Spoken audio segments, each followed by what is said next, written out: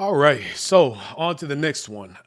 It looks like they another thing that we've been talking about pretty consistently, the bail issues that we've noticed, or you can't help but to see going on here in the city.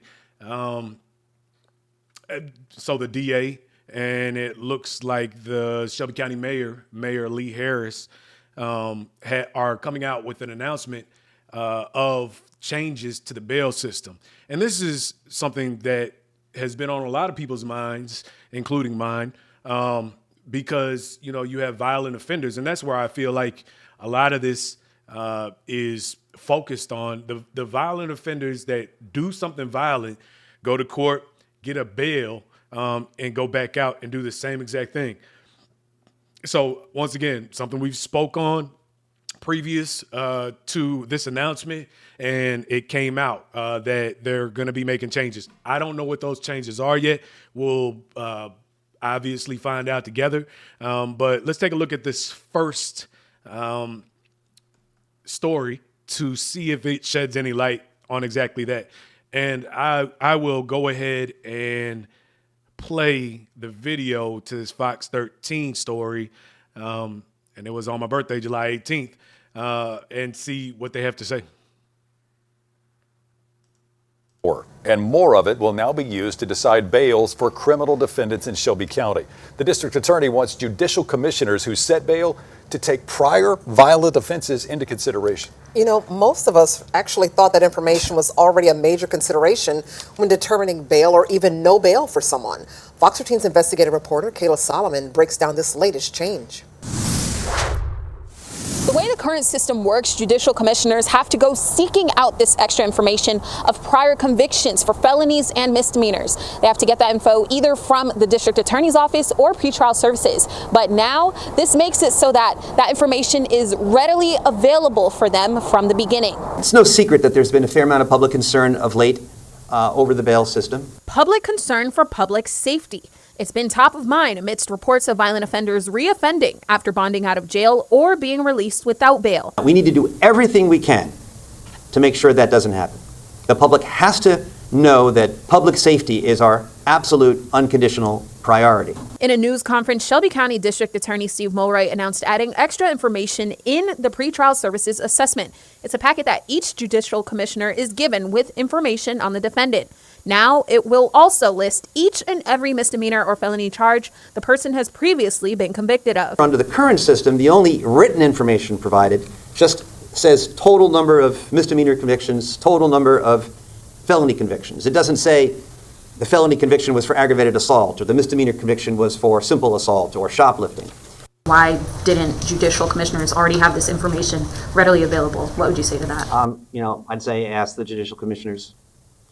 I've long believed that we should have full information about criminal histories at this stage of the process. I also got a chance to ask DA Mulroy if they're planning to do something similar at the juvenile level, if he's been talking to juvenile courts about it. He said they're very early in discussions on that. He says we should see this change starting as soon as Friday. In downtown Memphis, Kayla Solomon, Fox 13 investigates. Now, keep in mind, this is the second time in 2 years that Shelby County has changed its bail system. Bail reform activists have been pushing for change, too, saying too many criminals are released from prison or from jail after posting low bond or none at all. Just a few months ago, a Memphis police officer was killed during a shootout with a teenager who was out on bond. Police say Jalen Lobley was behind the wheel of a stolen car and later got into that shootout with officers. Officer Joseph McKinney was killed. Lobley had been released from jail on no bail a month earlier after being accused of stealing cars and having a pistol with a Glock switch attached. Yeah, I mean, that's man. And so stealing cars isn't necessarily a violent. One second. Kayla Solomon is she's cute. She's a beautiful lady. All respect if she has a boyfriend and all the rest of that, but hey, I just had to throw that out there. Anyways, yeah, I mean, at the end of the day, it wasn't that's not necessarily a violent crime. You would think violent crime in that situation would have been stealing cars, with that person being there and then strong arming them or something like that out of the car, throwing them on the ground, taking it, whatever it is. They didn't specifically say that, so I wouldn't necessarily just assume.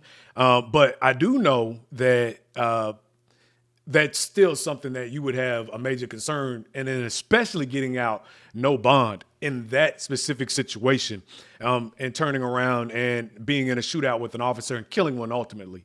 Hold on. I don't care if that is a violent crime or not. The fact that he got out on his own recognizance makes absolutely no sense whatsoever. No lesson is being taught in that situation to that person that feels like they can go and violate someone else's property, go to jail, and then get out ROR. That makes no sense whatsoever. I don't even understand how that starts to make sense. I don't care about their age. I don't care where they came from. I don't care. I don't understand how that even begins to, we're going to let them out ROR, be back in 2 months. Pitiful. And so I never heard of, so let's dig into this a little bit. I never heard of the Shelby County commissioners. So the Shelby County commissioners set bail for the individuals. So they have this whole process, and they're saying that, the information that was made available to Shelby County commissioners previously or before they made this announcement was only total misdemeanors, total felonies. I don't know. It sounds a little bit like a cop-out on certain levels to me. Go ask the Shelby County commissioners. Well, if the DA is saying that's something he's pushed for, knew that they needed to have, why now make that change with the mayor? There's something to that. You don't, months and months and months after the fact, now we're going to address this. What's the straw that broke the camel's back? Why wasn't that addressed the moment that he stepped into office? That you know what I'm saying? It doesn't that doesn't pass the smell test to me. To me, honestly, I mean, that's looking like that's a cop-out. Because even if it didn't, the first couple of times that this happened, then they could have went in if it was just as simple as making a paperwork change to show the individual's past and the types of felonies or misdemeanors the individual had, then this would have happened a long time ago. So that just doesn't pass the smell test. Let's take a look at the article. So on Thursday, Shelby County District Attorney Steve Mulroy and Mayor Lee Harris announced an added component to the bail system. So they're just adding something that already exists to something that already exists. This change makes it so that all of the suspects' prior offenses are considered by the Judicial Commissioner from the very beginning. It's no secret that there have been a fair amount of public concern. We heard him say that public safety has been on the top of mind amidst reports of violent offenders reoffending after bonding out of jail or being released without bail. We need to do everything we can to make sure that doesn't happen. All right, we know he said that, unconditional priority. He also said that this will be done by adding extra information in the pre-trial service assessment. This packet that each judicial commissioner is given with info on the defendant. Under the current system, the only written information provided just says total number of misdemeanor convictions, total number of felony convictions. It doesn't say the felony conviction was for aggravated assault or misdemeanor conviction for simple assault or shoplifting. Now it will also list each and every misdemeanor or felony charge that the person has previously been convicted of. I'd say ask the judicial commissioners. I've long believed that we should have full information about criminal histories at this stage of the process. Come on, bro. And I'm wondering whether or not this is ultimately okay. So obviously we know Senator Brent Taylor is trying to bring Steve Mulroy in front of the state Senate to explain why all of this has been happening. I'm sure that plays a part of why they're making this document change now at this point. But what was the thing for why you couldn't do this before. So, all right, in another story, well, that's way back in March.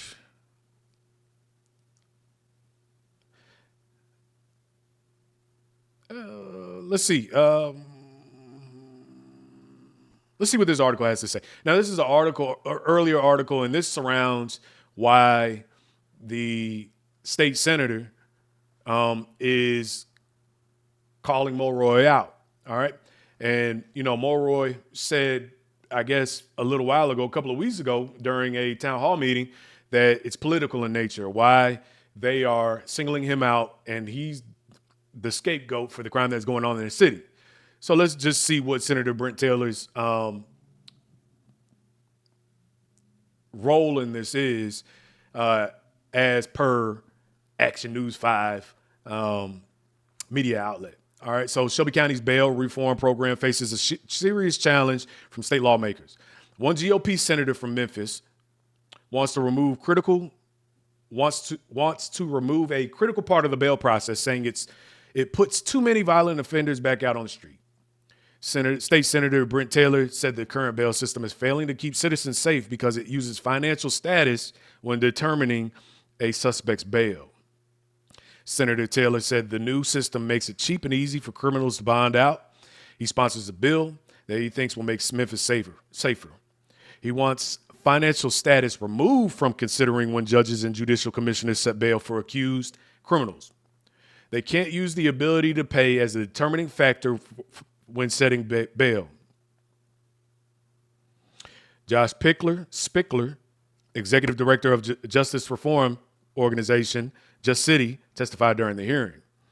The bail reform program was launched in Shelby County last year, specifically to ensure that a suspect's ability to pay is considered when deciding bond. And the new system, Spickler said, works well. We've become safer. It's an incredible success rate. We've seen bail amounts for violent crime go up 18% since we've made those changes. After setting records for homicides, children killed by gunfire, and auto theft last year, city leaders said violent crime is trending down in 2024. I know MPD has efforts where we are looking to build a repeat offender registry. They didn't have that already, said Mayor Paul Young, so that we make sure those that continue to do crime, we're getting them off the street.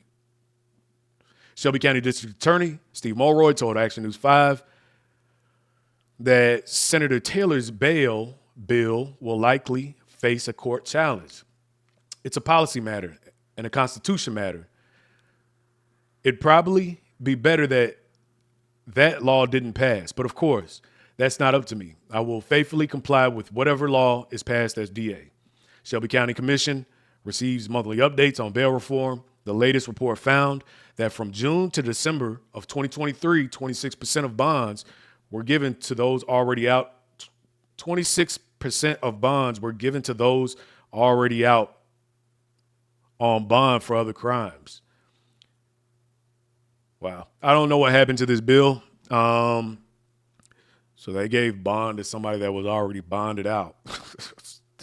So they went out and did something else and got another bond. So they have two bonds now. So they can go back out and do something else again. I mean, how do you get in trouble again and you're already out on bond? And then get another bond. Forget the first one. There's zero accountability if that's the case. If there's more than one bond involved, 26% of the people, that's a huge number. Unless we got 10 people.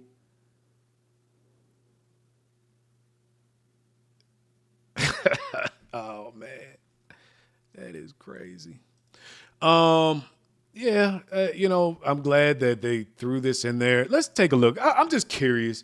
Now I'm just curious. I'm very curious to see Shelby County Commissioners bail bond. I'm curious to see only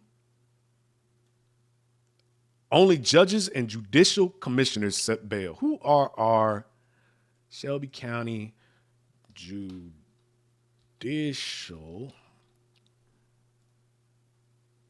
Let's see what we can find. Who are our judicial commissioners? All right. So judges.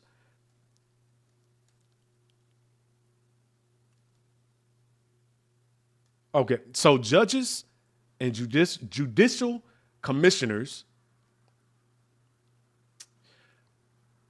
are who set the bonds. They don't have, obviously, previous to 4 days ago, they don't have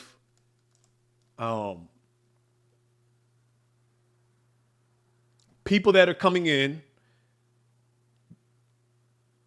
I don't want to call them convicts. People that have been in trouble for violent issues, or people that have gotten in trouble, period. Let's say that.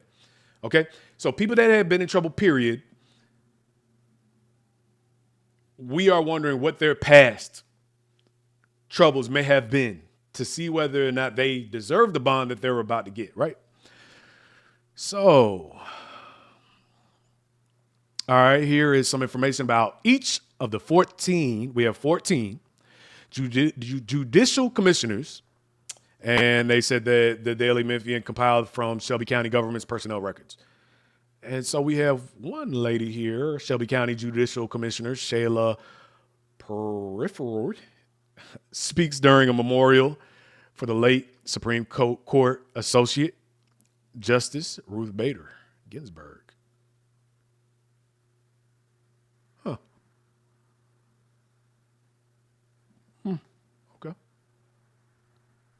Where's the list?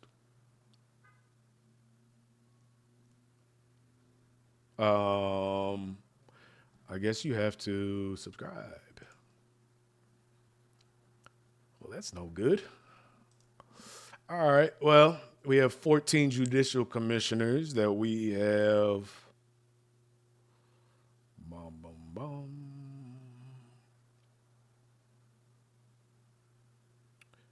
Yeah, we're definitely going to be we're definitely going to be digging into this 100%. I'm very, very curious to see who Shelby County's judicial commissioners are, since D.A. Mulroy basically threw them under the bus and said that we need to ask them. They're the ones who set the bonds. Oh, man. So hold on one second. All right. So all right, let's see what a judicial commissioner does. In most countries and in most counties, and all under 200,000 population, the legislative body may appoint one or more people to serve as a judicial commissioner whose duties include, but are not limited to, 1, issuing arrest and search warrants upon a finding of probable cause, issuing minimus following compliance with law procedures, appointing attorneys for indignant defendants, setting and approving bonds and the release on recognizance of defendants, issuance of injunctions and other appropriate orders in cases of alleged domestic violence. All right. A judicial commissioner appointed by the county legislative body is considered a county officer and serves a fixed term set by the county legislative body, but the term may not be longer than 4 years. Judicial commissioners are compensated from the county's general fund in an amount determined by the legislative body. All fees collected by judicial commissioners must be paid to the county general fund.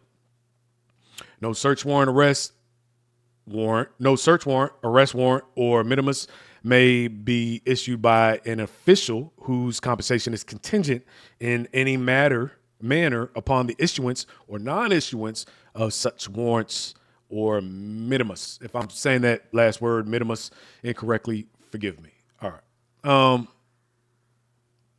Okay, so we know what they do.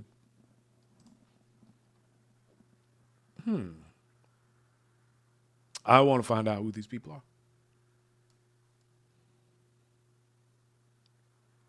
we're going to have an entire video just on Shelby County commissioners.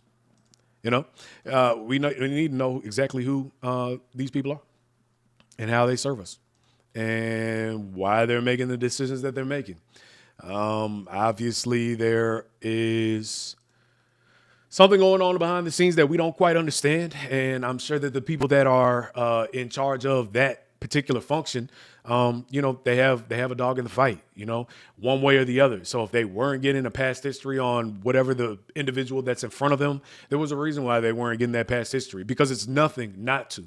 And I thought it was a curious thing that Mayor Paul Young said in the article we just read, saying that they're starting to develop a history. Why would that just now be happening? That seems like the most basic thing you should do. If there's somebody that is a repeat offender, I can understand the financial piece of it and the situation that they may be in, but that doesn't make a whole lot of sense. And I'm trying to see what benefit it would be to have someone pay a bond rather than keep them in jail. So there has to be something there that isn't checking all the boxes. And we'll take a look at that more thoroughly going forward, because I just want to know who our judicial commissioners are and how they operate, what makes them tick, all the rest of that good stuff. Make sure everything's on the up and up. And they're appointed. So what kind of backgrounds do each of them have? Why were they appointed? And now if they are appointed based on a legislative body, then that means that there are multiple people that are involved in the decision to have them on board. So it's a collective effort. And so that should make you more comfortable as far as trusting that person. And maybe there's nothing there. Maybe there is. I don't know. But we'll find out if there's one particular judicial commissioner that's letting more cases go. And they said it includes judges and judicial commissioners. So